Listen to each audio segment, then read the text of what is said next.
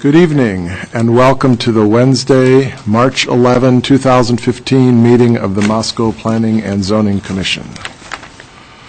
First item on the agenda, approval of the minutes of February 25.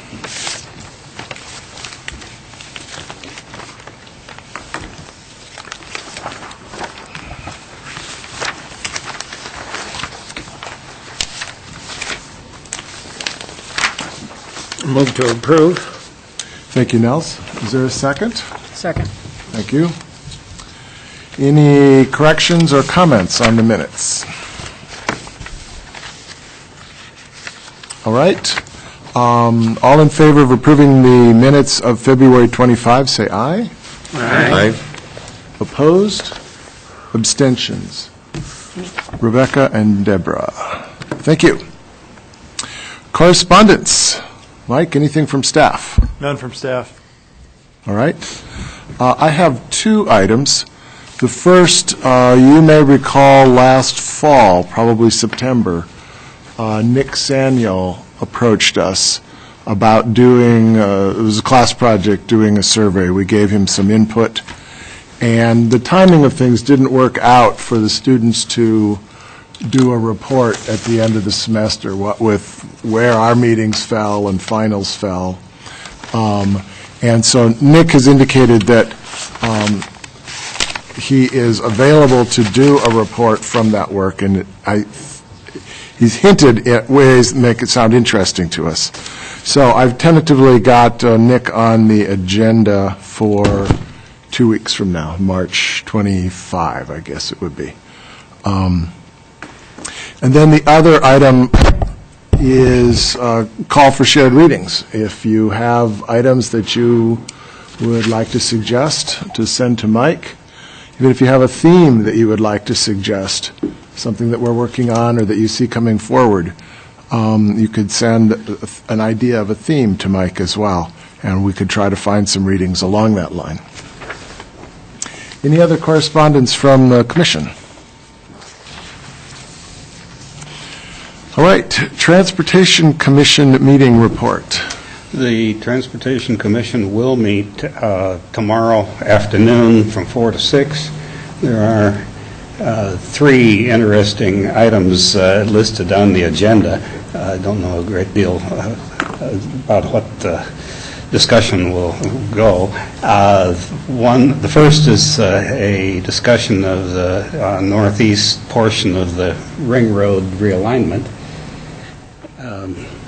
The second is a discussion of the 3rd Street corridor, including the bridge. And the third is downtown bicycle parking. I can't say much more than just to list 3. Okay. Okay, great. All right. Unless there's any comment, next up, open microphone. This is a time in our agenda where we invite the members of the public to come speak to the Commission regarding matters that are not on our agenda or currently pending before Planning and Zoning Commission. Any takers to speak? All right. That brings us up to number 6, Mike, public hearing for proposed amendment of Title 4, Chapter 2, Chapter 6, Chapter 11, and Chapter 12 of the Moscow City Code regarding accessory dwelling units. Maybe I should remind the public both here and on TV how a public hearing works. Staff will present the background. In this case, I think it will be largely review for us, but it will be potentially new for others in the audience. Staff will take questions if the Commission has questions at that point, and then I will open up for public comment in 3 segments. Comments in favor, comments opposed, and comments of a general nature. Then we'll close the public hearing, and the Commission will deliberate and recommend. If you wish to speak, come up to the microphone, state your name and address, and stay around after your comments because there may be questions from commissioners to clarify. Thank you. Mike? Thank you, Mr. Chair, members of the Commission. Before you tonight, we're proposing to amend 3 chapters within the zoning code, and this is to accommodate accessory dwelling units within the code. So just to begin, what are accessory dwelling units? Well, they're a separate additional living unit that is incidental and accessory to a principal dwelling unit on a lot. They're typically small in scale, could be studio or 1 bedroom. They're built in a manner which does not change the character of the property. Can be within principal structure, or it could be within an accessory structure on the same lot. Usually there's owner occupancy on the property, and that, again, could be in the principal structure, the main house, or the accessory dwelling unit. And they're often called granny flats, mother-in-law units, or accessory apartments. You may have heard those referred to earlier. So why do some communities allow ADUs? First is to create new housing while preserving the character of the neighborhood, allows for more infill development, also allows for efficient use of housing stock as well as the existing public infrastructure in the neighborhood. It provides affordable housing opportunities and also provides smaller household housing opportunities, provides a means of income for the residents in the principal dwelling. And it also may help allow family members to care for elderly or disabled while also providing independent living opportunities for those folks. So we started back in 2012 with the biannual citizen survey sent out every 2 years. And so this is with the 2012. We had asked 2 questions. The first would be, would respondents support accessory dwelling unit in the neighborhood? We got pretty overwhelming support that they would. 63% either agree or strongly agree. We only had about 17% disagree with that statement. We also asked a follow-up question that would respondent likely add an accessory dwelling unit to the property. And 47% either strongly disagreed or disagreed at the time. So the results of those 2 questions were that they'd like to allow them within their neighborhoods, but at this time, probably not going to be adding a whole lot of them. You can notice there was a strong neutral response as well, and so maybe at some point in the future, they may look at adding an accessory dwelling unit to the property, is what that indicates to me. We had also broken it down by citizen survey sectors. So this was the question, would you support allowing accessory dwelling units in my neighborhood? And it's broken down into the different quadrants of neighborhoods throughout Moscow that the citizen survey uses. These are strongly agree and agree responses. So in the core areas of town, you're seeing 84%, 59%, East of Mountain View 60%, Campus 69%, up in the West A Street area 78%. And so you're seeing the majority of the percentages above that 50% threshold. Looking at the strongly disagree or disagree responses to that same question, pretty low. Core is 11 to 16%. East of Mountain View is a little bit higher, 29%, but relatively low in the disagree or strongly disagree responses. And this was the, would you be interested in adding the accessory dwelling unit to your property? Strongly agree and agree responses. And so, once again, pretty low across the board on all of those sectors. Then we had done some research. We reviewed ADU provisions from 7 cities in the Northwest. We had Missoula on there. We had Coeur d'Alene, Boise, Spokane, Portland, Seattle, and Bozeman are the ones we had chose to review. The results of those findings were that all communities use similar purpose statements previously addressed for the allowance of ADUs. So those reasons we went through before at the beginning of why we're looking at adding ADUs to the city, they were all pretty similar across the board. Looking at common considerations across all those municipalities, where they were allowed varied. Some residential zones they were allowed by right, some the conditional use permit. Multifamily zones they were generally allowed, but some single-family zones they weren't allowed. Just really depended upon the jurisdiction. Scale came into play, so there may be a minimum, maximum square footage. Maybe it's percentage of the principal structure, or even lot coverage standards.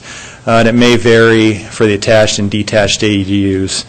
some jurisdictions drew a distinction between being attached or detached. They almost all had height restriction. It varied, but the common focus was on lower height within detached structures. So within a garage, above a garage, just standalone at the rear yard of the property were common. Parking was fairly common as well, and across the board it was one additional parking space was fairly common. And it was, some of them directed that to the alley, so they required, if there was an alley present, for the parking stall to come off the alley in those circumstances. Almost all required owner occupancy, so that requires the owner to either live within the accessory dwelling unit or the principal dwelling on the property. And they also had occupancy limit, so some of it just combined the total of the principal and the ADU, so whether or not that's the definition of a family. So some limited the number of individuals based upon that definition, like we do here. Others limited it to 2 occupants within the accessory dwelling unit. Some also had concerns with ADU entrance location and requiring only one entrance facing the principal street. And then other provisions that varied from jurisdiction to jurisdiction, limits of 1 ADU per lot, which is pretty common. Some required annual registration, so you have to keep your ADU up to date and registered with the city every year. And they also required a conditional use permit in some zoning districts. So after we had researched those jurisdictions, we requested public input or solicited public input. We had an open house on January 2nd, 2014, and that was our first open house. Part of that was a survey just to provide people with a little bit of background information and to get opinion of the public. We also had the same survey that was available. We had set up a project website and directed people to the survey that was posted up there. And we had it up there for about 3 weeks after the fact. So if somebody, some people couldn't make the open house, they can go to our project website and submit their comments there. And so we had 28 responses. A lot of them were pretty favorable towards allowing accessory dwelling units. Then we followed up with another open house, and that was on April 2nd. And we brought in more of the design requirements in this open house. So we informed the public of what accessory dwelling units were, some of the common characteristics, and then we also brought in a lot of the standards for accessory dwelling units just to gather input on that aspect. We also had a survey that was similar to open house number 1. We had once again put that up on the project website for about a month after. Unfortunately, with this survey, we were flooded with similar responses from appeared to be the same party, and so it compromised those survey results as part of this survey. And so at that point, we decided to do a random mailed survey, and this was in October 2014, and it was a direct mailing to a random sample of residents. We selected 342 random samples throughout the city, random addresses. We had a 23% response rate, which equated to 78 completed surveys. 9 of those 342 were undeliverable. And we also included the same 2 questions that were part of the 2012 Citizen Survey, as well as that January open house. We contained questions about allowing ADUs, usage of ADUs if permitted, some of the standards, as well as the ownership information. And so we had the aggregate responses, and then we coded where we had sent those surveys, and so we can draw a distinction between areas that were R1, R2, R3, and R4. And so we had grouped the results within the aggregate. Also, we divided them into R1 and R2, as well as R3 and R4. And I'll just briefly go over the aggregate that we had received, but if you're interested, also attached to the packet before you tonight, we do have the broken down into R1 and R2, as well as R3 and R4, which we have gone over previously at a previous commission meeting. So 67% of the respondents lived in single-family dwellings, so good representation of where we're targeting ADUs. 71% own their homes, which is also a fairly strong indication. 63% support allowing ADUs within their neighborhood. Only 18% disagreed with that statement. So even if you don't know what zoning district you're necessarily in, you really know what neighborhood you're in. And so that's a good indication of the overall support of ADUs. We had 16% that were neutral. And there was fairly even distribution across all age ranges. And so old folks, young folks, baby boomers, middle-aged people, it was fairly well distributed as far as the respondents. So the reasons for ADUs, we had asked 4 categories. Rental income came in to be the highest. That was 37%. Shortly under that was elderly family members. Yourself, maybe you're in the accessory dwelling unit and some other family member, or it's rental property that you use your single-family dwelling as. It could be a disabled family member, and that came in at 7% of the respondents. 20% were interested in adding an ADU to their property. 42% disagreed with that statement, so up a little bit from the 2012 Citizen Survey, but still fairly low as far as the number of folks that are looking at possibly adding an ADU to the property. So we had 53% support allowing ADUs as a permitted accessory use in all zones. We had 33% disagree with that statement, 17% neutral. 48% support allowing ADUs as a conditional use in all zones.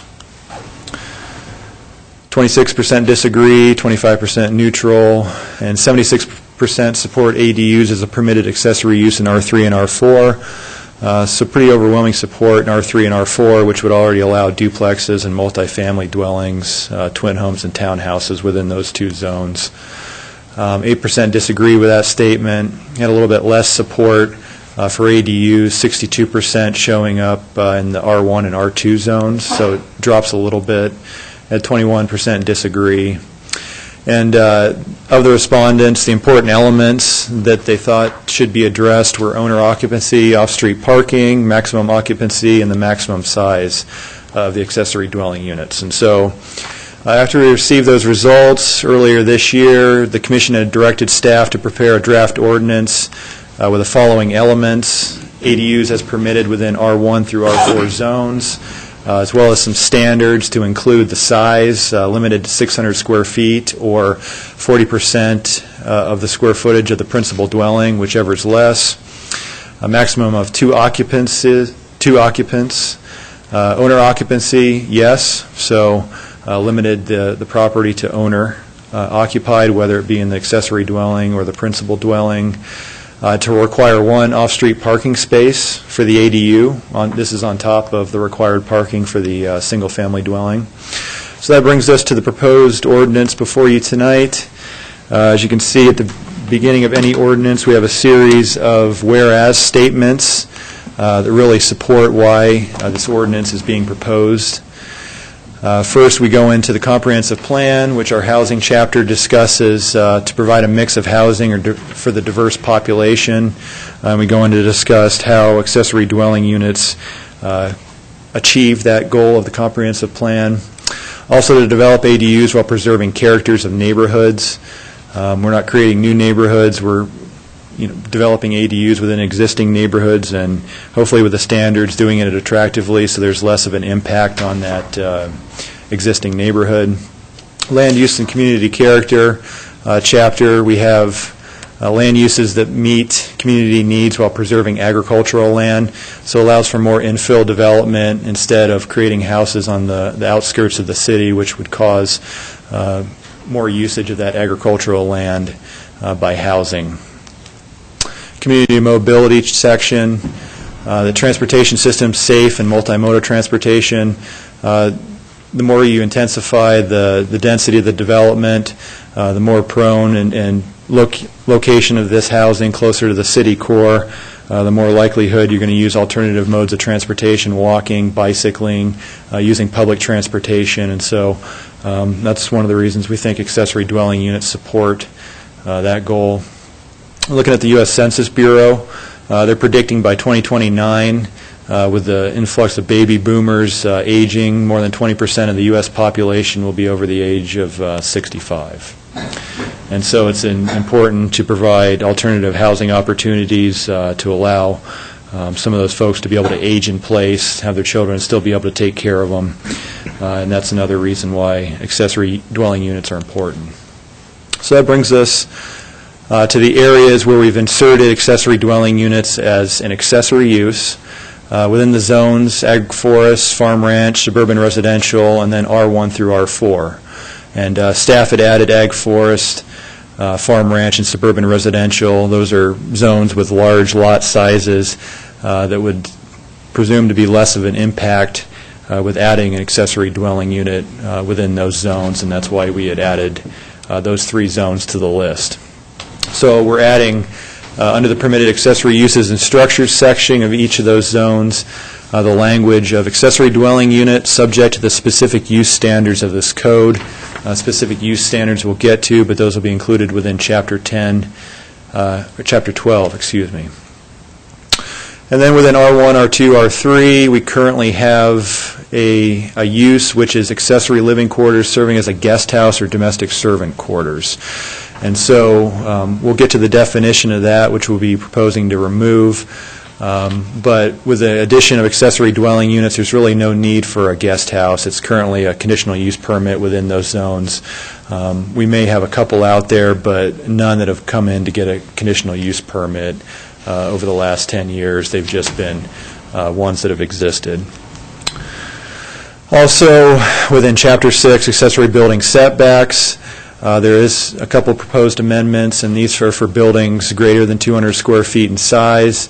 We're proposing to, for the setbacks, change the max top plate height that currently is 10 feet, proposing to change that to 14 feet, and these are for accessory structures that are greater than 200 square feet in size that are within the rear yard setback. And so there's typically a 20-foot rear yard setback for principal structures. We allow accessory structures to go encroach within that 20-foot setback to essentially be 5 feet from the rear property lines, so long as they meet certain criteria, and that's within this section. And one of the criteria is that the max top plate height is 10 feet. So essentially, the grade on the exterior walls from grade to the eaves would be pretty much your top plate height. So we'd be proposing to extend that from 10 to 14, and that's in order to accommodate livable space above a garage, which is utilizing that provision within the code. And right now, we're silent on dormers. So dormers on accessory structures, we're going to add this language, or proposing to add this language that says dormers allowed to exceed 14 feet as long as they don't exceed 50% of the length of the wall. And so this is just to give you an idea of what we're talking about here. This was from about a year and a half ago, 2 years, when we were looking at conceptual images. These are done in SketchUp by our department. You can envision this is the rear of the property here. This would be the principal structure, and so this would be an accessory structure. It's a garage, 560 square feet, and this would be an ADU, accessory dwelling unit, above. And so you see this would be a 10-foot wall here. What we're proposing is to add 4 feet onto that, and so you can see that in that image there. And it's just to increase the ability for livable space above a garage. You can tell if it was kept at 10 feet within this area, pitch of the roof would come up here and come, you'd have to have a steep pitch, and it would really reduce the area for livable space in order to accommodate these accessory structures at the rear properties. And so that's really the reason we're proposing to increase that top plate height from 10 to 14. And also you can tell there's a dormer on there. This would represent 50% of the wall area. So we have this wall. It won't be able to exceed half of what that is. And so that's allowed to go up above the 14 feet. Obviously it's towards the exterior of the house here. And so we'd just be specifying that it couldn't exceed 50% of that wall area. We'd have to add under the definition section what an accessory dwelling unit is. And the definition we've come up with is a secondary dwelling unit that is accessory to a single-family dwelling on a single lot containing complete housekeeping facilities and which is added to, created within, or detached from the principal dwelling unit and subject to the specific use standards of this code. And this is consistent with Housing and Urban Development, HUD's definition that they have as well. So we'd be removing guest house within the definition section. Once again, it just shows up in R1, R2, and R3 as a conditional use permit, similar to a accessory dwelling unit, only it doesn't contain any kitchen facilities in it. And we also have tourist home, which at one point was included somewhere under certain zones, and then as we have revised or adopted subsequent zoning codes, we no longer use that term in any of the zones, and so it becomes problematic when we have a definition in the definition section that we don't actually use in any of the zones. Since we have an exclusionary code, it would be implied that if you had something similar to a tourist home, that use wouldn't be allowed because it's not actually listed within any zone in the zoning code. So we're proposing to eliminate that. And that brings us to those specific use standards within Chapter 12. There's a section on applicability and purpose of ADUs, and then we go into the specific standards. The first one is general, just stating that it must meet all zoning district regulations as well as minimum lot sizes for single-family dwellings. In order to have an accessory dwelling unit, the size is limited to 600 square feet or 40% of the gross floor area of the principal dwelling, whichever is less. The maximum number of occupants allowed to reside within an accessory dwelling unit is 2. Owner occupancy is required, and a deed restriction is required to be recorded against the property, and that's between the owner and the city. And that states that the owner resides at the property or is required to reside at the property longer than 6 months in a given year. But there is a waiver by the Community Development Director in certain circumstances, military leave, sick leave, things like that. For temporary absences, the Community Development Director may issue a waiver. If the owner is unable to reside on the property, only one dwelling may be occupied. So that's in the case that the property sells or something happens where the owner is not able to reside on the property.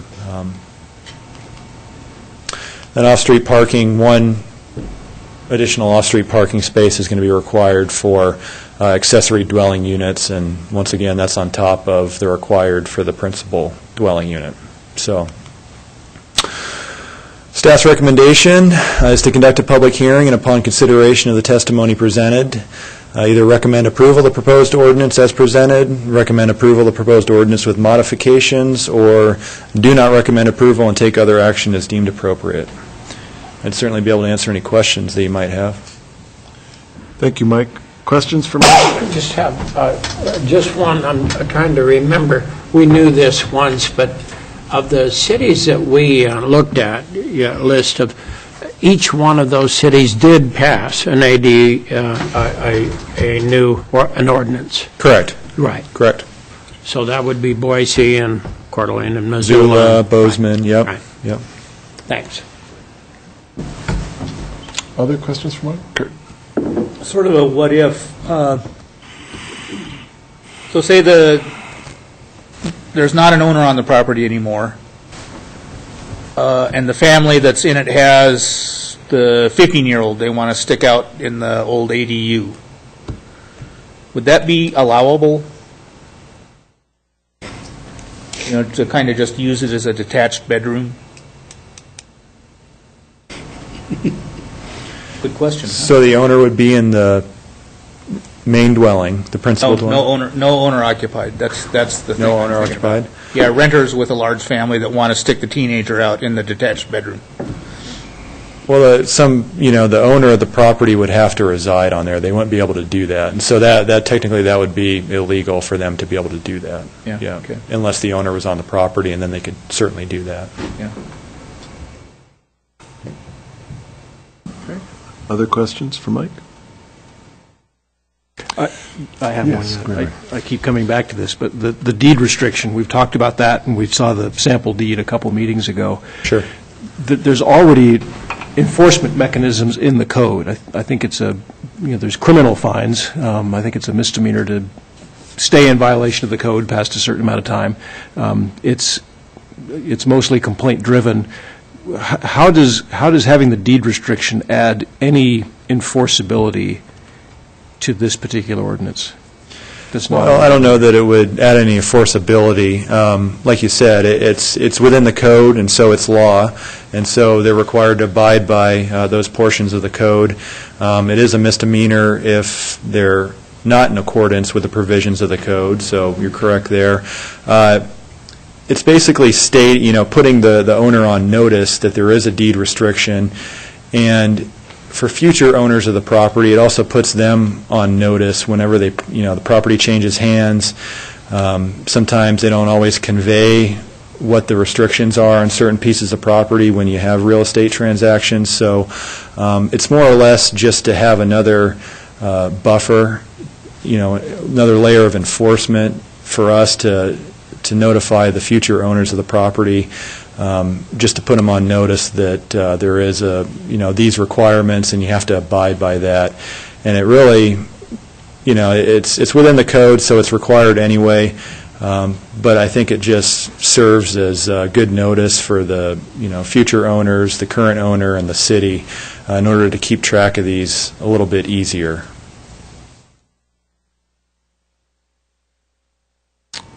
Okay, other questions for Mike?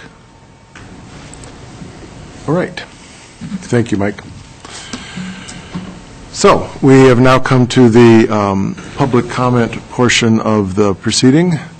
I'll open the hearing for public comment and invite anyone interested in speaking in favor of the recommended ordinance changes.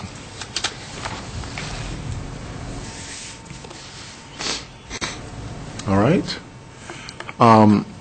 We got a letter from Victoria Sievert, and where did it go in this back here? You can have it here. All right. This is it. Okay, Oh, great. yeah. So we have another letter that arrived after the time that our packet was mailed, but last week, and this one must have arrived much more recently. Yes, Mike? Anyway, I will read this one in. The other one I think the Commission has had a chance to look at over the weekend. Begins 3/11/2015 public hearing for the hearing record regarding accessory dwelling unit proposed ordinance. I support the proposed ordinance as long as it retains the features built into it, which represent an exhaustive and well-studied crafting of the ordinance, comprising many elements that distinguish an accessory dwelling from other rental and residential dwellings. Key elements that I believe are absolutely essential are owner occupancy of either the principal or secondary dwelling, maximum occupancy of 2 persons for the accessory unit, no more than 600 square feet in size, only 1 accessory unit is allowed, and deed restriction. Key element that I believe is very nearly essential are 1 additional parking space. Key element I believe should be retained, permit across zones, including R1, R2, R3, R4, as long as the ordinance is approved as written, which would contain sufficient criteria to ensure neighborhoods in each zone will retain their desired character, and further, that anyone in any zone should be able to fulfill their family-based need behind the intent of having an accessory unit. Therefore, a conditional use permit is unneeded in preserving neighborhood character and would be unduly costly to the owner constructing one. There are many specific criteria built into the ordinance for design and construction of an accessory unit which should be retained. Various alternatives were thoroughly investigated in order to arrive at these criteria, which I believe to be correct. Victoria Seaver, Moscow, Idaho. So that is the testimony in favor. Testimony in opposition.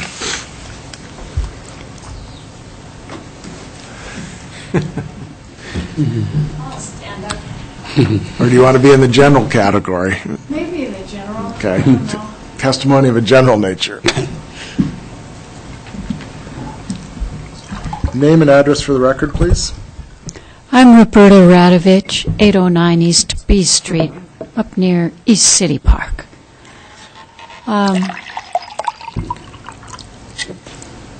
I have concerns about the additional height on the, that additional height allowed on separate units in the backyard. And it has to do with single-family people wanting a certain amount of privacy in their backyards. That's part and parcel of the single-family homes, as opposed to living in higher density neighborhoods. I think of Rosie Pavlov, who had a dwelling a single-family house she recently purchased, and next door to it is a place that recently had, I think, a refusal on allowing an accessory unit, but most certainly would try again should this pass.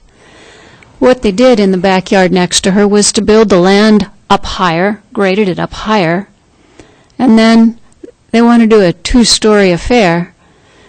It's completely going to ruin her privacy in her backyard.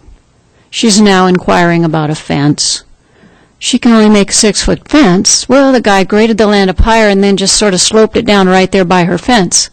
So basically, she's only going to have 3 or 4 feet above ground level where she's allowed to have a fence, and that accessory unit can be from, maybe I'm mistaken, can be 5 feet away from her yard. So this really changes the standard of a single family zone when this kind of thing can happen. And that concerns me. I've seen a couple other real tall accessory dwellings that are on top of existing garages in our neighborhood, and none of them feel right. They don't feel like single family. They feel like an encroachment and an intrusion. So that's one concern for me. The second thing that has not been addressed is, mine is the old Fort Russell neighborhood. There's a lot of accessory units up there already. And none of those yards is large enough to have off-street parking in them. Where are those people going to lie? They're not going to be able to apply for official accessory dwellings. Some of them are grandfathered in, but where are they going to be? I don't think anyone has discussed that. And I think it needs to be addressed.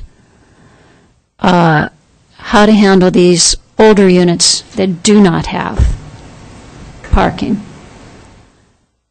And then my last concern has to do with how much of the yard is covered. And I don't see any addressing on that, but I feel like it is an important part of what makes a single-family residential area feel right.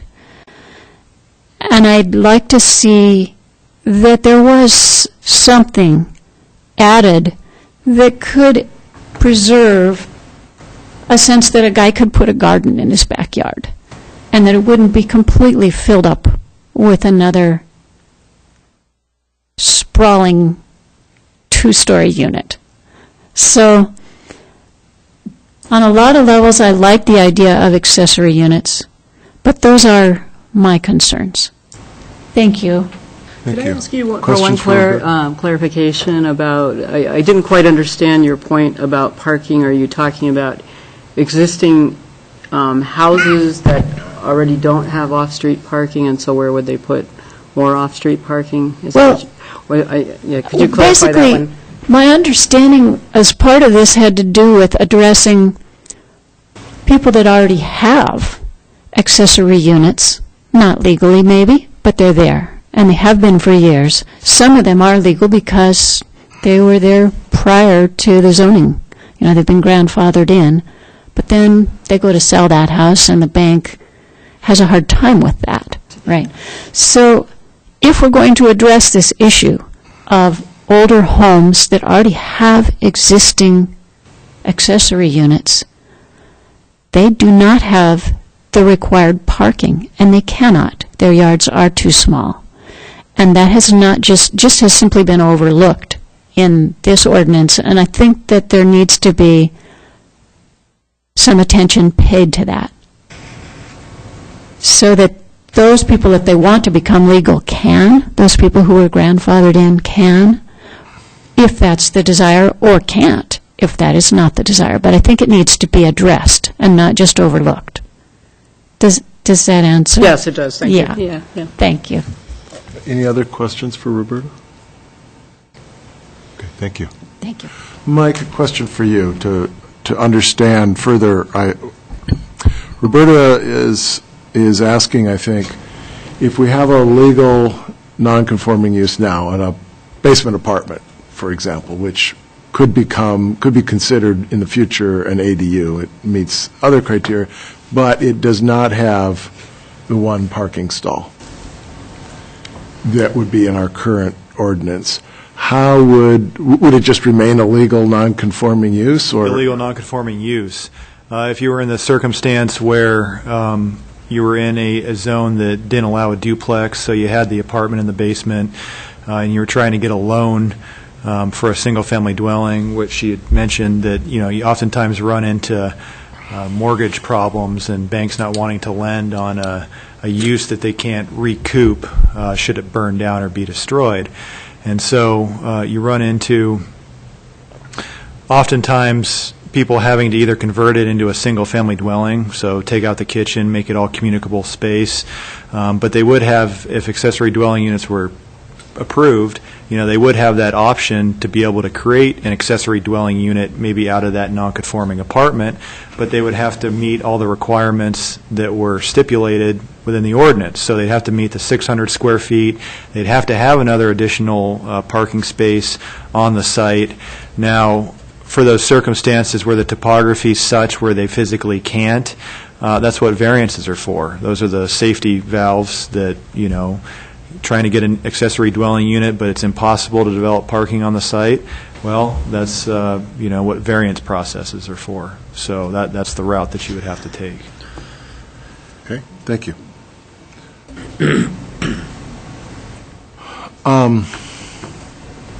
Is there any other testimony this evening? All right. Yes. You need to speak at the mic, yes.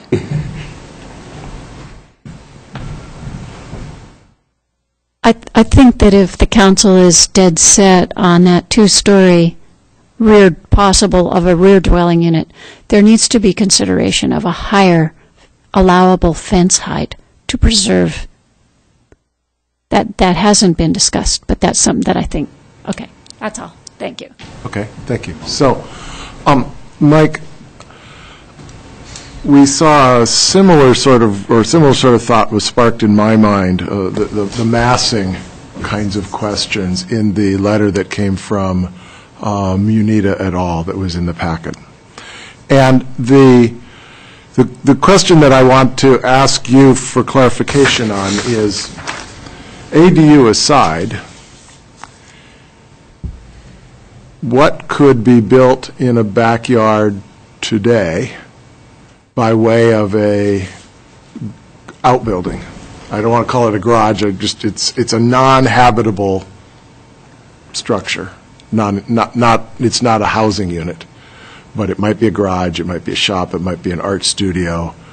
Yeah, all those things. They're all accessory structures, and so as long as you're not using the inside of the structure in a commercial way, you're not adding another dwelling unit to it, then it would be allowed. So if you had an office above a garage, storage space above a garage, it was your art studio, maybe you did woodworking, any type of hobby, home brewing, a lot of those things would be allowed within accessory structures, so long as it wasn't some type of commercial operation or you weren't employing anybody coming to the premises. But right now, accessory dwelling units wouldn't be, this is proposing to add 4 feet to the top plate height in order to allow the extra space above the accessory structure.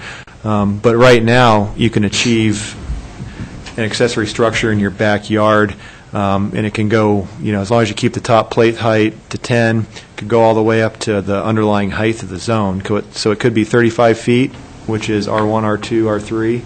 Could go up to 40 feet, which is R4. And the only restriction is if you're in this 20-foot rear yard area. So let's say you're 20 feet, this is your rear property line, you have an alley here. You go 20 feet back, well, you don't have that 10-foot top plate height restriction.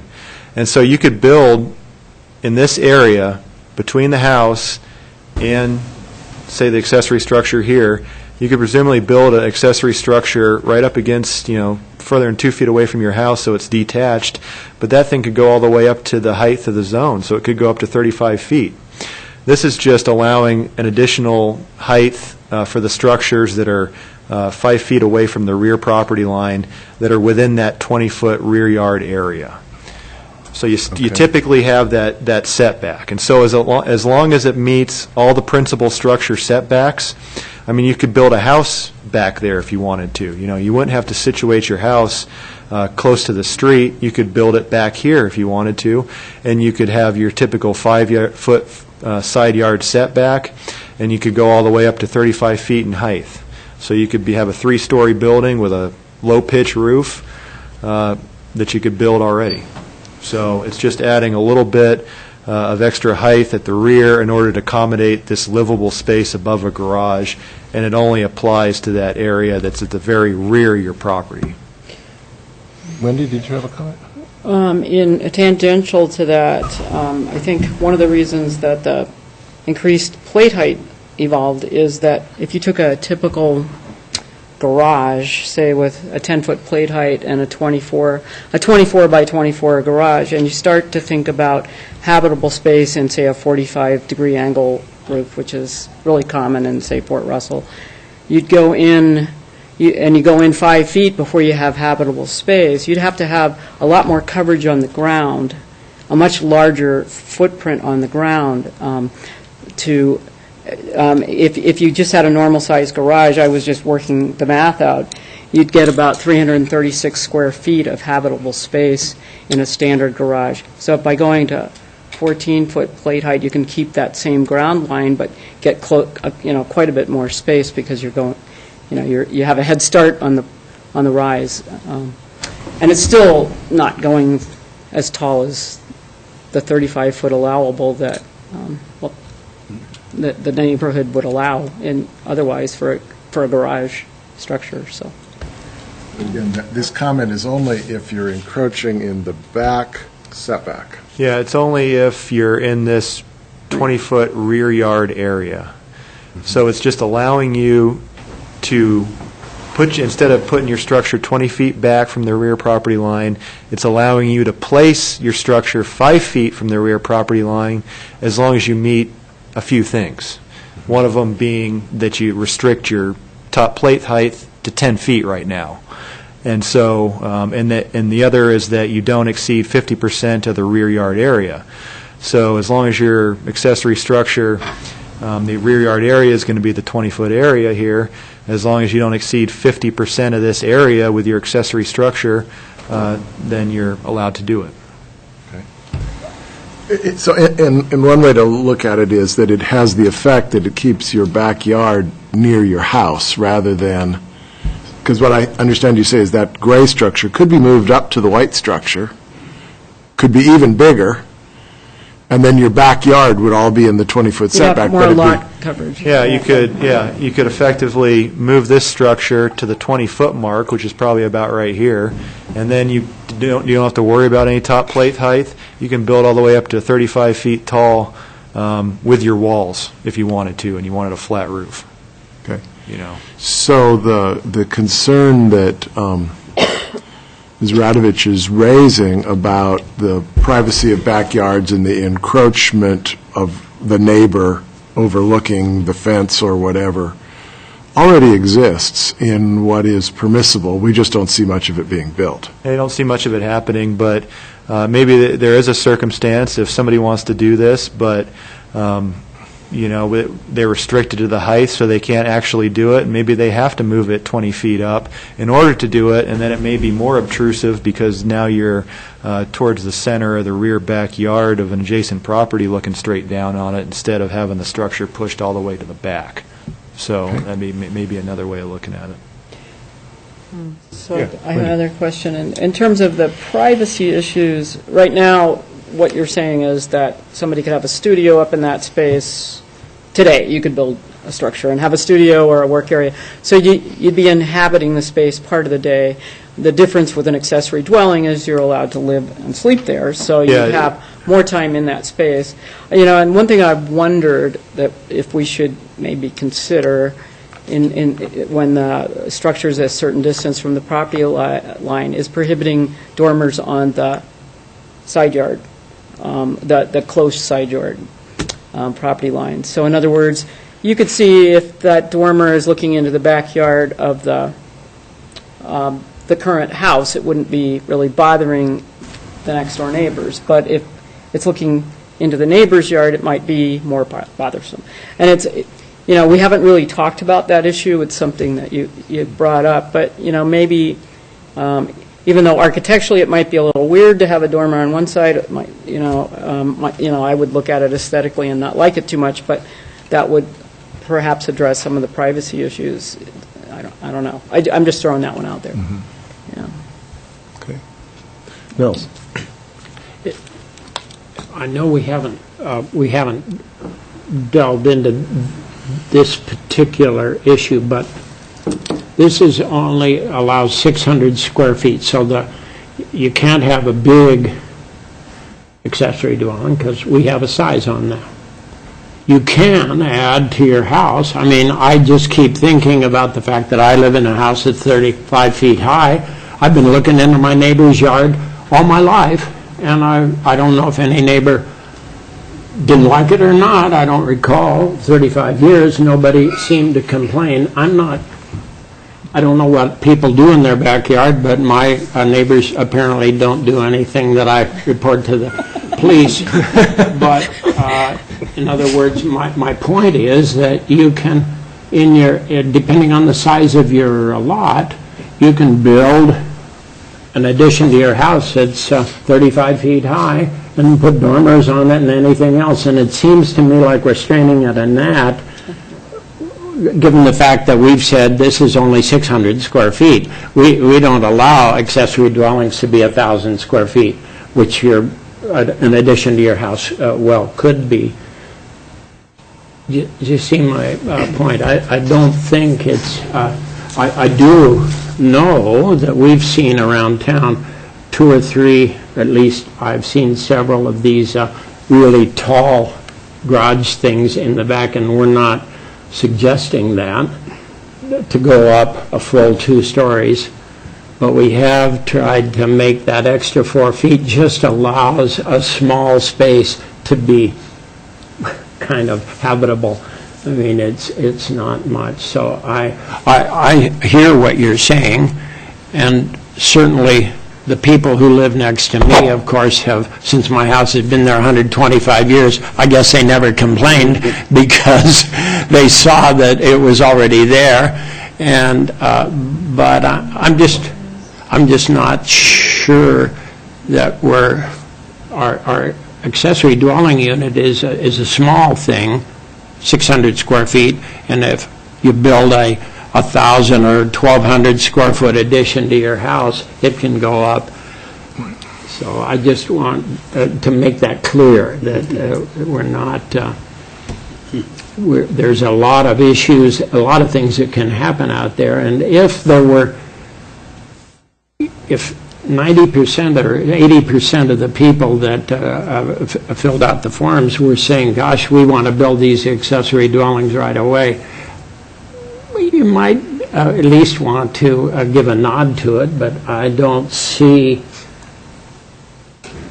even though people are saying in the 60% range that it's okay with them, there's nowhere near 60% that are saying that they would consider building one. So I don't want to start our deliberation, Joel. I see you're interested in raising a comment. Well, I didn't know where we were. I think I got a sort of a question clarifying, began the discussion. Before I close public comment, do you have anything you would like to share?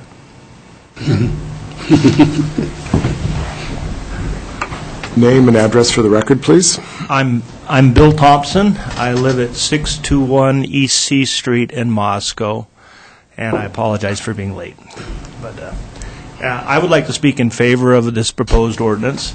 I've lived on C Street for 25-plus years, and I guess my perspective is that a lot of these types of units already exist at least in the older part of Moscow, and that this ordinance would sort of serve to legitimize what's already happening and put it under the purview of the planning and zoning and also the building department so that these things are brought to code. And I think there's a real need for it for relatives, for disabled relatives, for older parents, and I think it will help to serve that purpose. And maybe that's been said before, but that's all I want to say. Okay. Stay for a second. Questions? All right, thank you. Thank you. All right,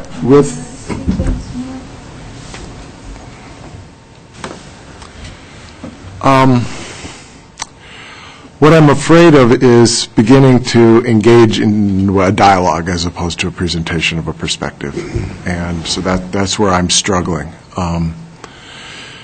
Mike, any advice?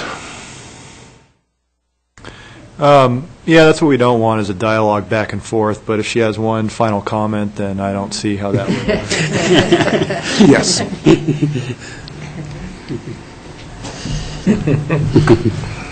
We struggle to hit this balance between open and welcoming and...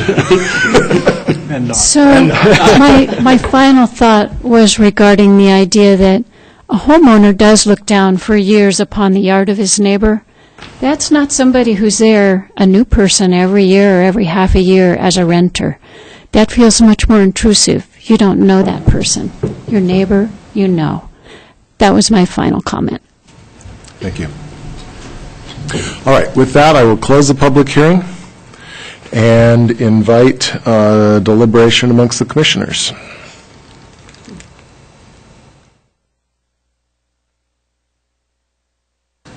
Hearing none, I would invite a motion. We have talked about this. I know. Follow a little protocol here. Yeah, Mike, this would be that we would be recommending to council the adoption, or could be any of those motions. Correct. Okay. Correct.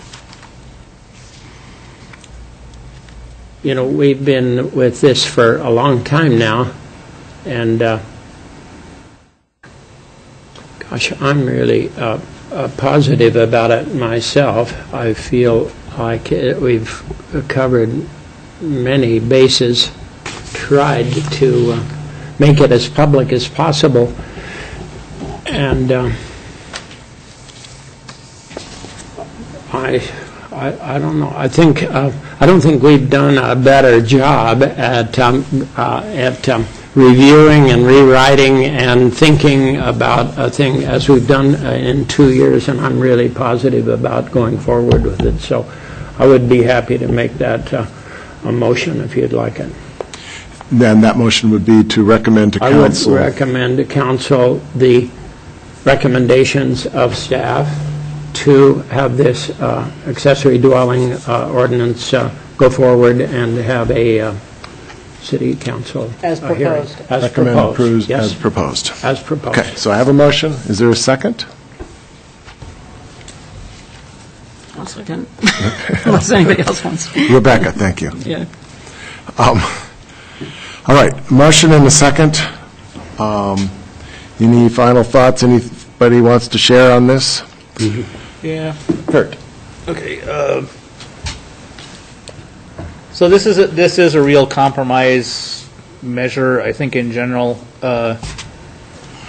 there's good arguments on each side about all of it. Maybe conditional use permit in R1, R2. What Roberta said, I think, yeah, it is quite possible that somebody will end up with a renter-occupied unit overlooking their backyard that wasn't there before.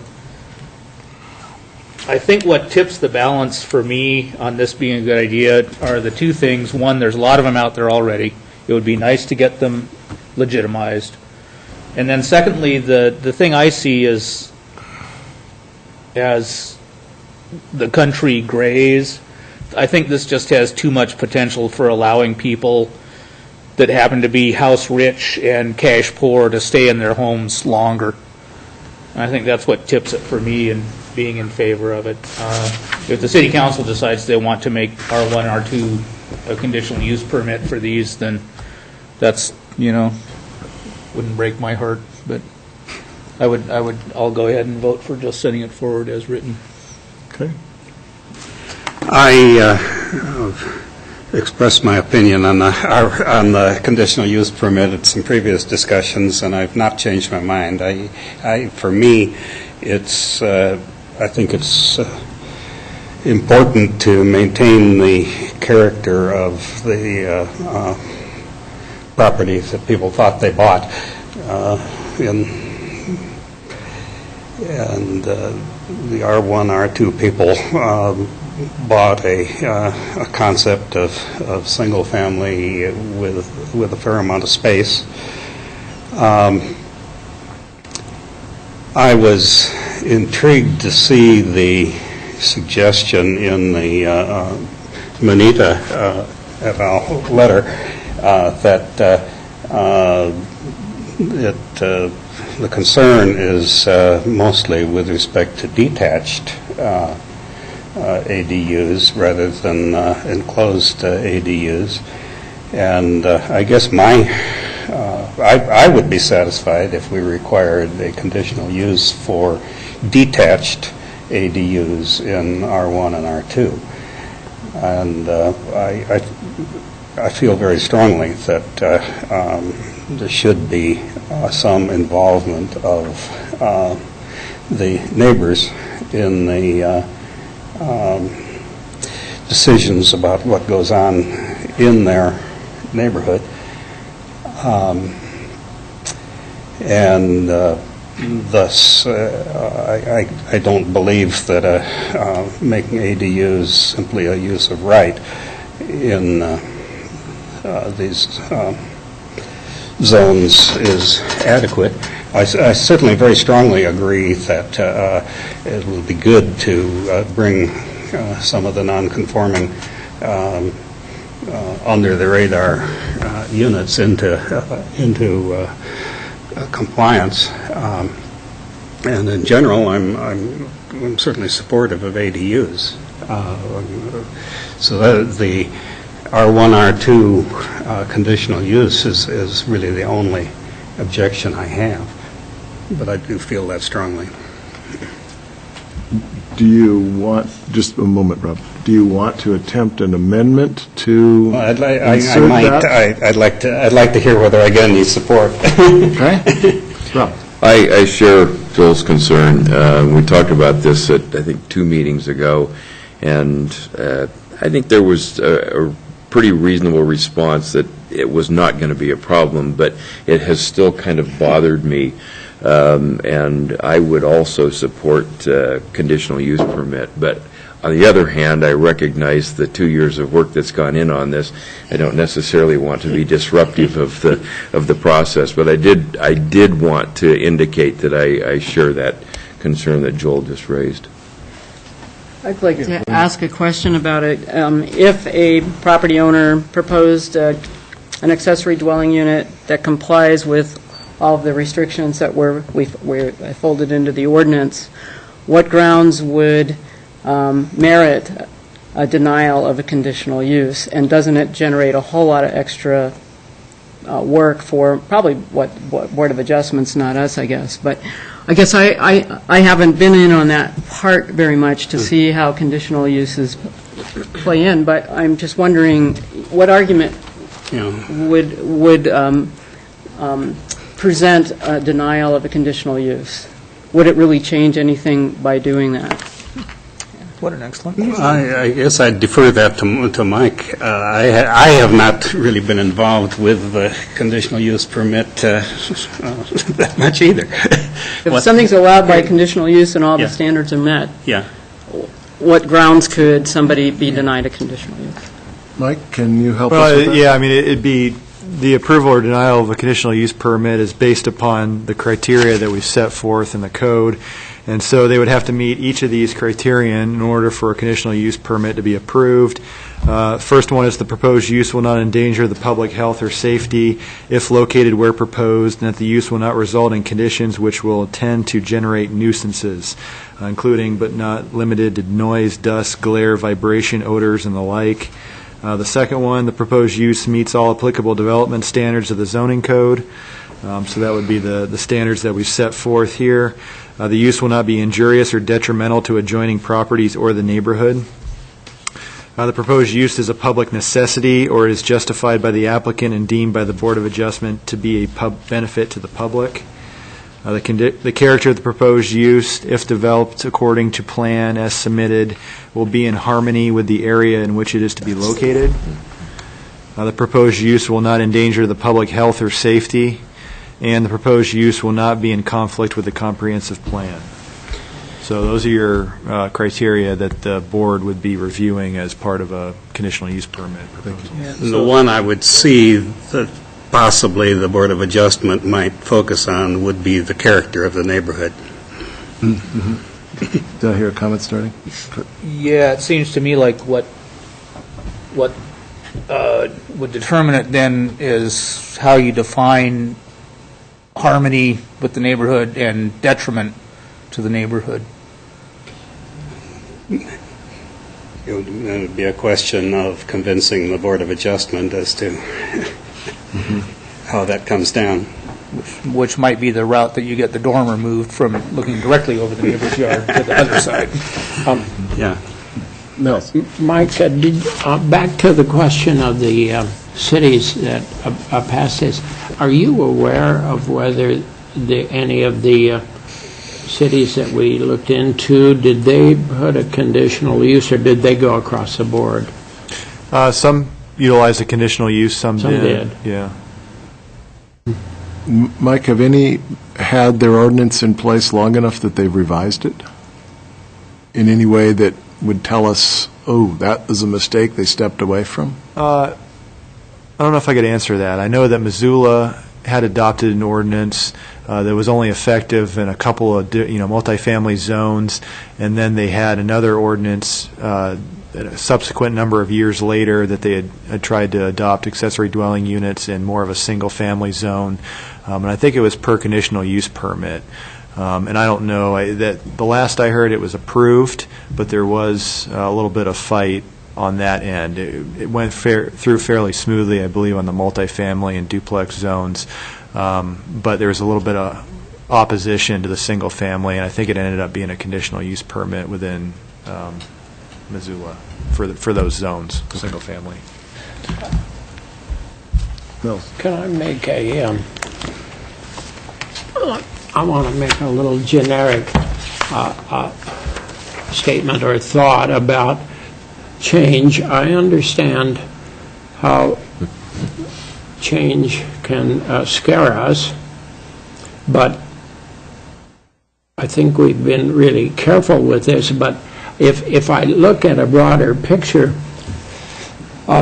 when I was first came to Moscow in 1957, there were 3 billion people on the face of the earth, and today there's 8 billion people on the face of the earth. The world has changed, and we weren't talking about climate change or the need for a bus system or the need to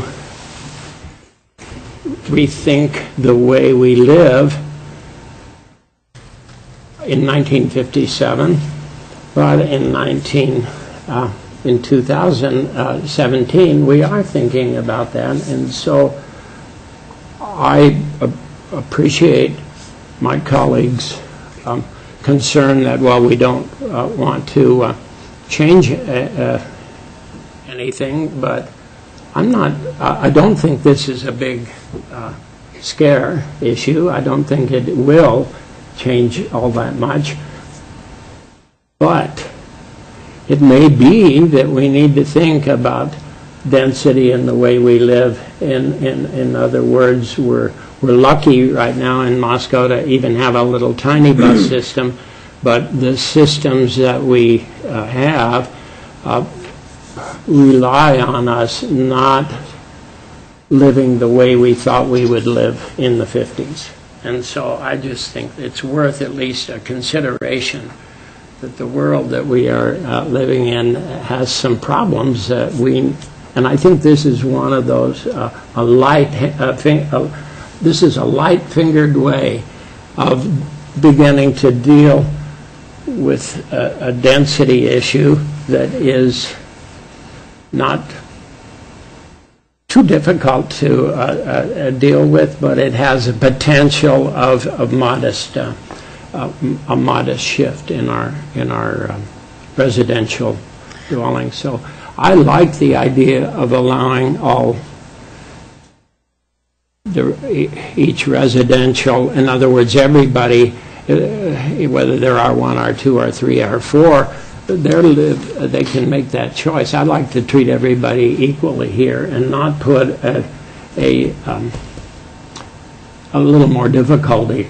Okay, you're an R2 guy, so if you want to do something, you're going to have to be a little bit more difficult. It'll be more difficult, perhaps. You have to go through a conditional use and make arguments for it, rather than just being able to do it. And I think we put a lot of restrictions. So anyway, that's my little speech. I was just going to add, when you were talking about density and sort of the way of the world and the way things are going, the aging issue. I know that the place where Teresa and I live that's zoned R1 is, we can't have a dwelling unit at this point, but we're on almost an acre, and we think about how we're going to take care of that as we, age on and income-wise and that sort of thing. And other people, I think, are going to be facing that. Many more people. I don't know why we want to bother with this if we're going to say it's okay for 3 and 4, but I mean, they can already have, more density on those properties and stuff. I mean, it seems to me the intention of this is to densify where it's not as dense. Or at least give the opportunity, and I feel like with Victoria and many other people that, it's owner occupancy is required. There are some safety considerations sort of built into this to make sure it's not going to be some wild abandoned, people are going to build, crazy, places on their properties and then just go off to wherever. Right, so they have to live with it. Yeah. Well, let's find out. I would make a motion, we recommend approval of the proposed ordinance with modification. We have a motion on the floor, right? We have a main motion, and I was going to see whether these two gentlemen would like to make an amendment. I'll let it come to a vote on a potential amendment. I move to amend the motion to add the requirement of a conditional use permit for detached ADUs for R1 and R2 zone. Okay. I would second that. Okay, we have a motion and a second. Is everyone clear on the question on the floor? So, Is there room for comment? there is room for comment. I totally understand what Joel is proposing, but being at the other end of the spectrum and living in that R3, R4 area, I don't want any more to have someone looking down in my backyard. In fact, we go to great extent for our privacy. So to think that somehow and there are lots of single-family homes in those zoning districts, so that's part of why I'm not sold on this. If you live here, you have a conditional use permit process, and here you don't. That somehow there's not much egalitarianism there, and I don't. I'm not too keen on that. Any other comment? I think I already made my comment based on the conditional use and whether, if utility. everything is followed in terms of our recommendations in the ordinance, why it would really make a huge amount of difference. So. Okay. So with that, I will call for vote, and I'm a little bit unsure as to how it will come out and thinking maybe we need a roll call, but let's try it without. All in favor of the amendment to add a conditional use requirement for external or detached ADUs in zones R1 and R2, say aye. Aye. Aye. 2. Opposed, say nay.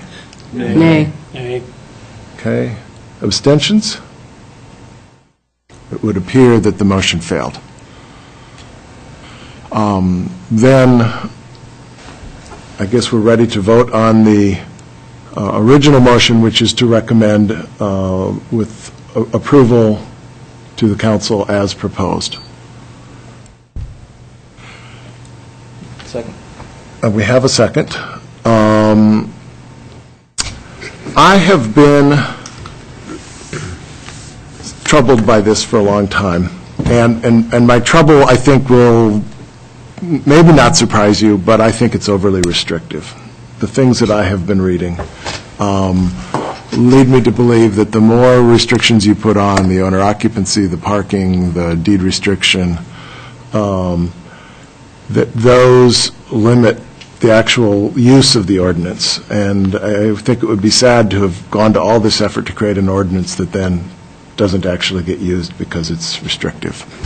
So I just have that reservation, but my father said that, you know, making laws is like making sausage, and you don't want to watch it happen.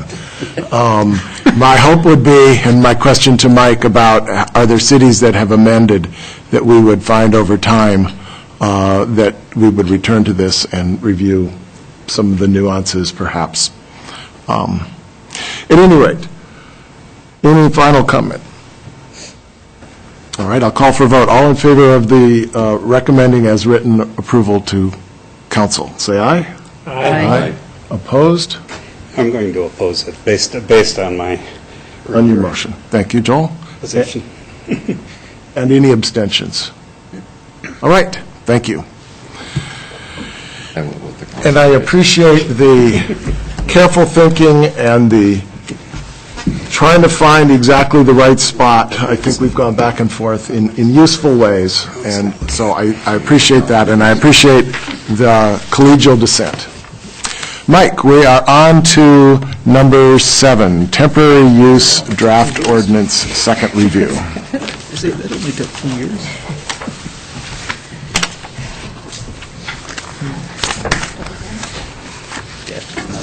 People who came. Yes. We'll thank the audience for coming and commenting, and if you wish to leave, you are welcome. Otherwise, we'll move on to the rest of our agenda.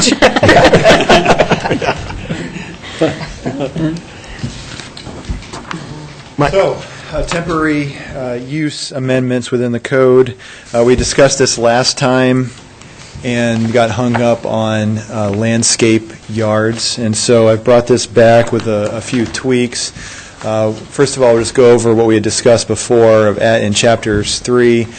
Within these zones, central business, general business, motor business, industrial, as well as urban mixed commercial. Under the permitted principal uses and structures, we'd be adding temporary uses subject to the specific use standards of Chapter 12 of this zoning code. So once again, we'd be putting some standards in Chapter 12, similar to what we have done with accessory dwelling units. And then Chapter 3, under motor business, where I think we had our issue, permitted principal uses and structures, be inserting. Currently, there's a use under retail enterprises. We have building, material stores, and yards. And so we'd be inserting and landscape within that, within that use listed within motor business. And so just to clarify it there, that it would include landscape stores and yards. So just a standalone landscape yard would be allowed use within motor business. Under limitations on uses, so we have this category within each individual zone called limitations on uses, and essentially just restricts some of the uses, some of the things associated with some uses. And so right now, all uses shall be conducted wholly and entirely within enclosed buildings except, it lists that in motor business, and then it calls out specific uses here. And so we'd be adding landscape supply yards within there, so it'd be clear, as well as adding temporary uses as permitted by this code. And so we'd be drawing a distinction in a couple of places here in the limitations on uses, but also in the principal uses and structures. So it is distinct from temporary uses, so we wouldn't have an issue there. And then in industrial, currently we have language that says building materials yards, building materials stores, building materials yards, I guess. So in order to be consistent with motor business, we don't like uses that are similar but vary just by the definition. We would have building and landscape materials stores and yards just to be consistent with motor business zone. Within Chapter 4, definitions, we would have to add a definition of a temporary use, and that would be a land use established for a limited duration which does not require permanent site improvements.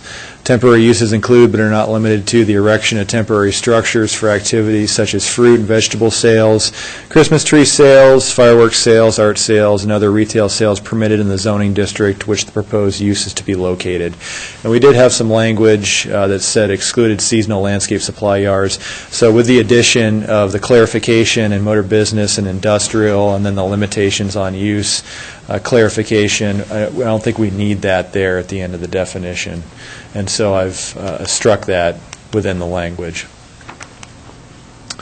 So that brings us to Chapter 12, specific use standards. We'd be adding temporary uses to that section, having a paragraph on applicability and purpose. Intent of this section is to allow temporary uses upon developed or undeveloped commercial property within the city, subject to the following standards. And these standards are intended to reduce the potential traffic, parking, safety, nuisance issues associated with the short-term nature of temporary uses. And then we go into specific standards. Once again, same language as last time. We talk about site access and vehicular ingress and egress to the property.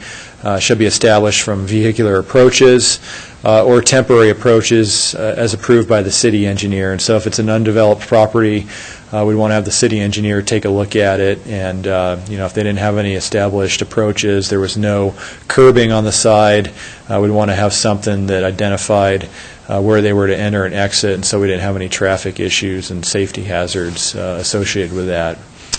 Approaches shall be clearly identified, present a traffic hazard to adjacent roadway, and that give a little discretion to the city engineer to work with a temporary use owner with those circumstances.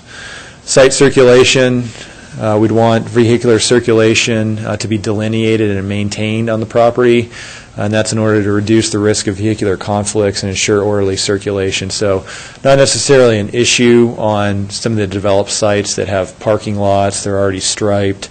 You can really tell where to go in those locations. It's the areas that are undeveloped, that don't have developed parking lots, it's a gravel lot, that would really want to have some type of flagging or delineation of where the parking's going to go and where the cars are going to circulate around the site, so there's not going to be any type of issues. Setbacks, which are required anyway of any structure, temporary or permanent within a zone, but we'd just be stating that all temporary structures have to meet the minimum yard requirements of the underlying zone, which is going to be located. Then we have vision triangle. Really depends on if you're adjacent to a state highway. State highways have their own way of determining vision triangles, but when you're on a city intersection, there's two adjacent or intersecting city streets.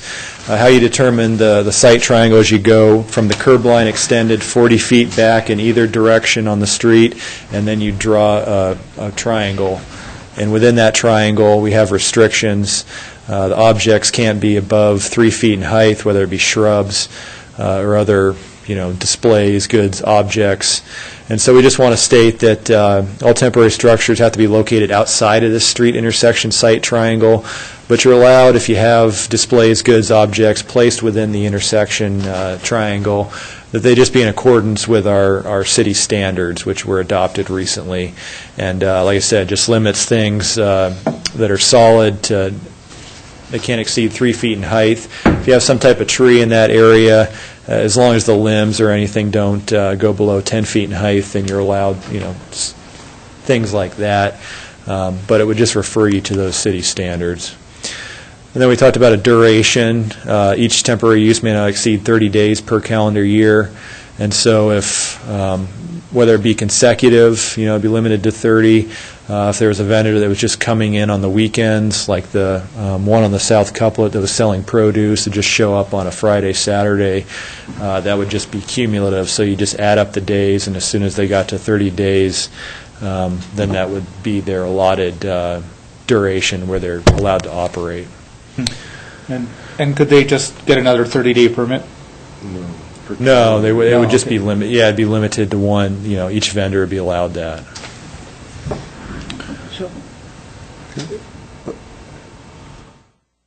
Questions for Mike right now? Well, on the 30, have we covered how the landscape people, we put the landscape people in tandem there, but don't they stay more than 30 days typically? Don't there? I think they're more like 60 days, if I just think.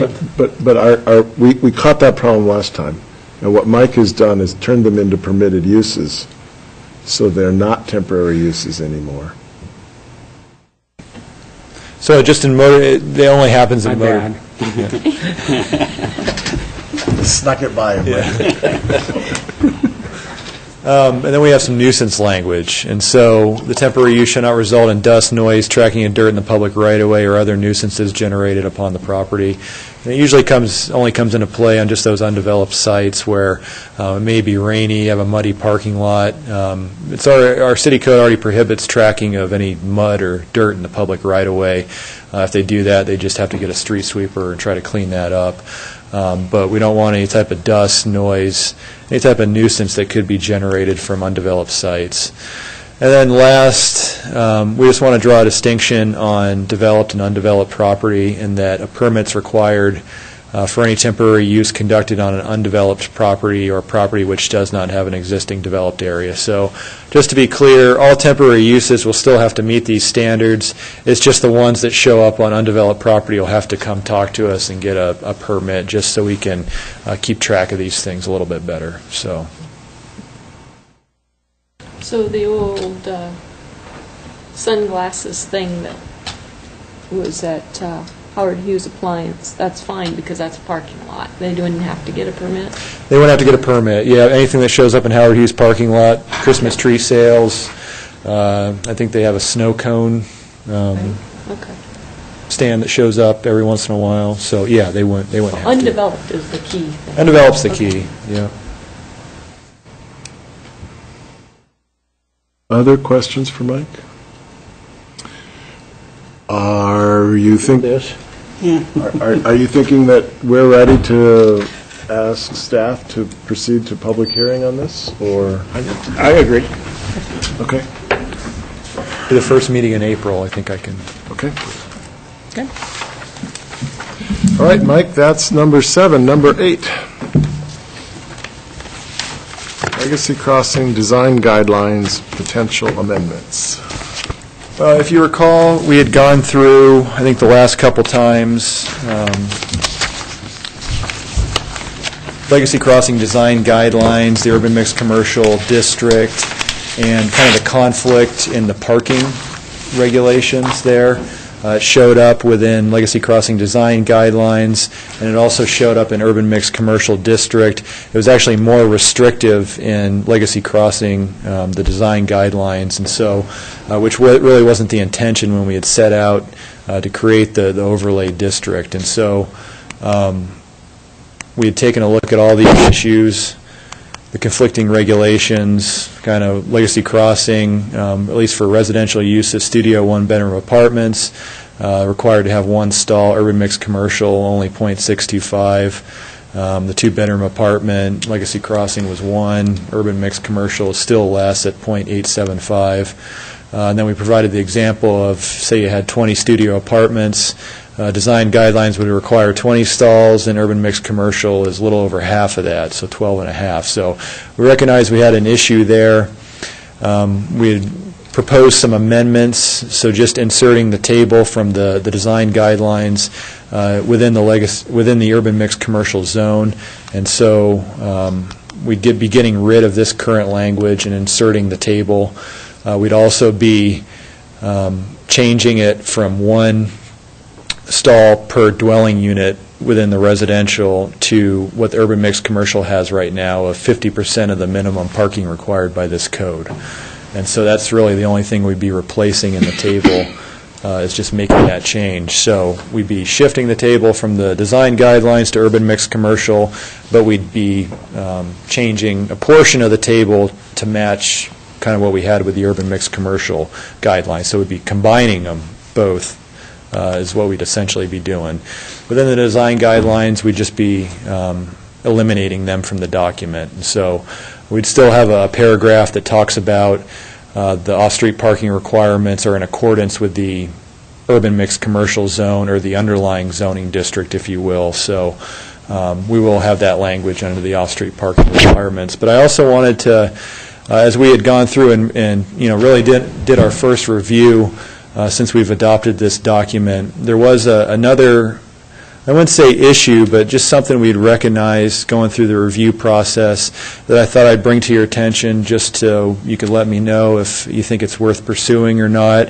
And that was kind of the building design and more or less the percentage of window area that's required if you have a development that's adjacent to a street or a pedestrian right-of-way. And so when we have the design, general building facade design requirements here, there's a number of things that are required. Main entrances to the building, number of transparent window openings, blank walls are pretty much prohibited or discouraged. There should be a clear visual distinction between each floor. Should be included both solid surfaces and window openings to avoid the creation of blank walls and or glass curtain walls.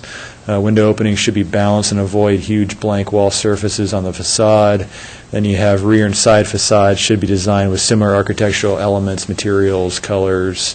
As the front facade, however, the design and side rear facades may be simpler and more casual in nature. And so we have a number of these elements that you need to incorporate, and I think the diagram there does a pretty good job of what we're trying to achieve is just breaking up the massing and incorporating solid elements, window elements in here. And so we have this section of window elements that says window openings should be designed as follows, and then we have 50 to 85% of ground floor facades that front public streets and pedestrian ways should be occupied by windows and or entry doors.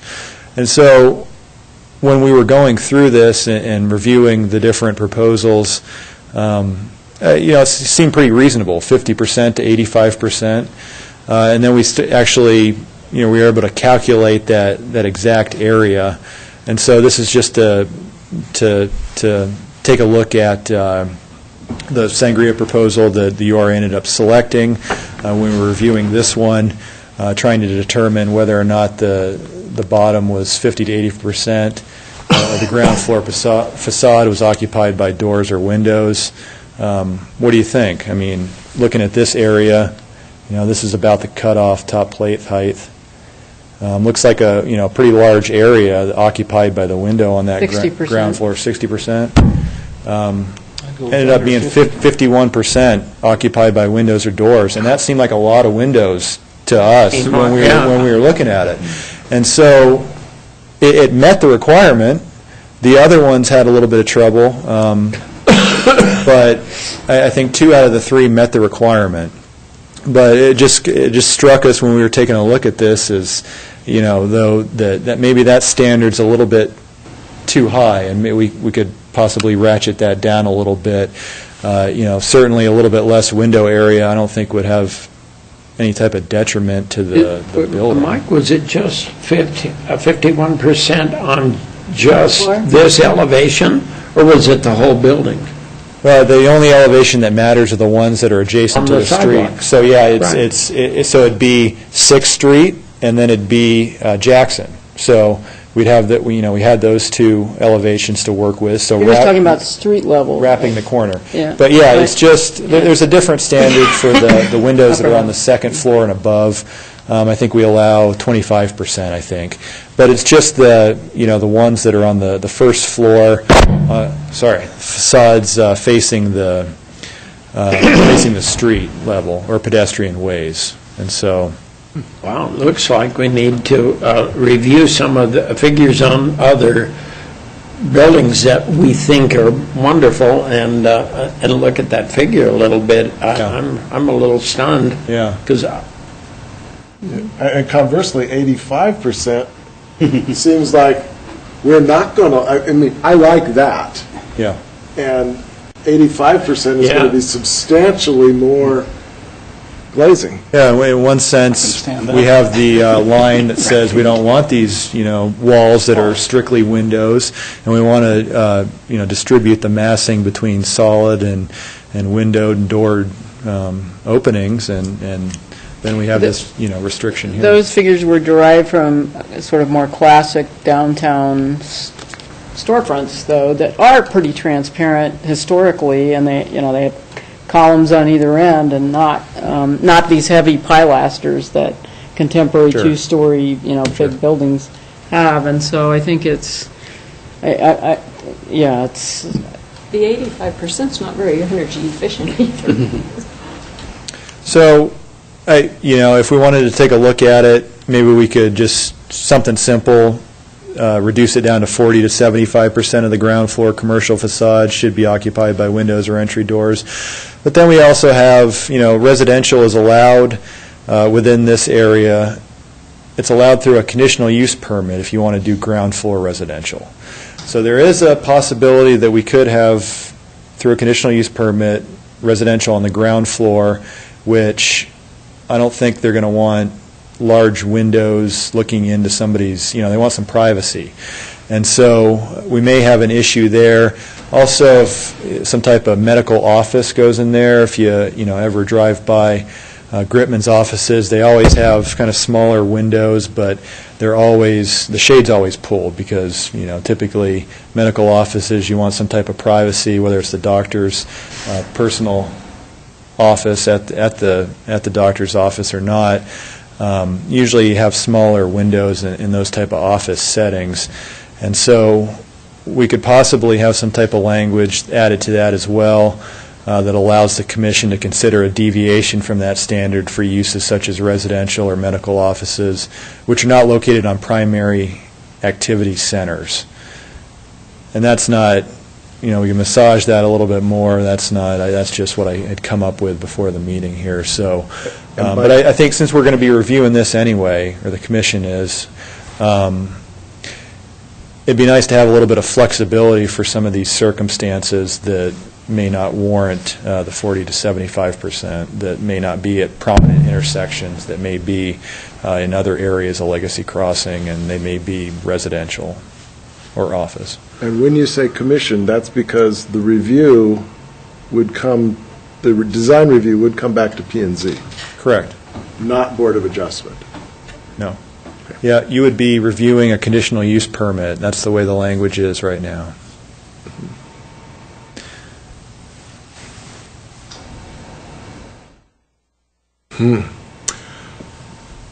So what I think I gather is staff is suggesting that there are maybe several issues that you would like to roll towards a proposal. Well, I think these plus the parking one, you seem to have a handle on what you'd like to recommend. Yeah, I think we're unless certainly if the commission feels comfortable with the parking, I think that we've talked about that, and I think you are. It'd just be the parking rolled into the window amendment, so it'd really just be two amendments to the guidelines. So I figured since if we're amending the guidelines anyway, that we might as well take a look at this, and seems like rather minor, but could come into play. You know what would be useful? Going down to 40% scares me a little bit on a principal facade, on a major street like 6th Street, for example. Could you guys create an illustration showing what an elevation like this, I'm not in all of the architectural detail, but just a sense of how that really looks going down to 40% if this facade were revised to, am I understanding your concern and the range you're proposing correctly? Because if it went down to 40%, I would think it would be pretty solid looking on a major street. Okay. You're sure about that 51, huh? You're feeling really strong about that. I'm having a hard time. Yeah, we're having a hard time. We've been talking to our students for years about what an urban thing should be, and I'm amazed, I must say, that No, I feel like I need to go home with my ruler and get a few drawings out. Yeah, well, we had it all electronic, and so we measured it in Adobe and blew it up and scaled it all out and everything, so. But if you widen those pilasters and essentially cut it down to 40% of the street level, that's what, I think it would start to turn the tides towards a pretty solid street level looking building. That's my concern. Joel. There are essentially 10 window panels and door panels there. A reduction from 51% to 40% is approximately a 20% reduction. It's removing 2 of the 10 door panels and adjusting the spaces between. Which would be, beside bakery, you could blank that whole piece out. I mean, you could, what you're saying, blank out the windows beside bakery there. I just would, before I'm ready to go, I want to have a couple of other examples to look at. I don't know if we can find some. That's what I'm suggesting too, I guess, basically. And I think I've heard a way of making examples, which is to take in Adobe this or some other facade and show us a few outcomes. Sure, I could do that. And the other would be pick some buildings that exist in Moscow and, get a good square-on photograph. And I'm thinking of University Point, for example, relatively contemporarily constructed one, or some of the things downtown. Okay. Not to say which way to do it, but to find a way to make a case for some new set of numbers. Okay.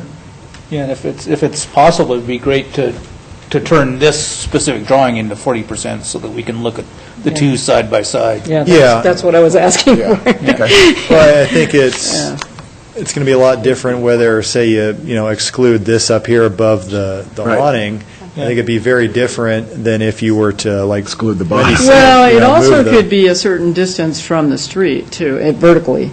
In terms of how we look at that transparency requirement. So, and I'm thinking more at within a 10 or 12 foot. I mean, how tall is the top of that window? Of that window sequence? Yeah, probably 12 feet. I mean, there were elevated ceilings, so. So direction to staff is we'd like to see a little bit more pictures regarding the window piece. Implications, graphic implications. Sure. Right. Yeah. And then a separate question is around ground floor residential and how you would think through, and maybe that's a second. Once you've shown us what shrunk windows do, that's good or bad, acceptable or not, and then, and you could apply that this way if you had ground floor residential. I'm thinking of buildings such as Orenco Station, or that development where they had live-work units next to commercial storefront, which had a pretty high transparency requirement, and then as you go back in the block, it's live-work. And they negotiated the problem of looking into units, of having stoops going up, in terms of getting them up off the, so you can't walk by and look right in, and then you could look into the workspaces because they were sort of, because they were down below. Yeah. But there are ways to I guess what my point is, there's ways to get around that problem with design.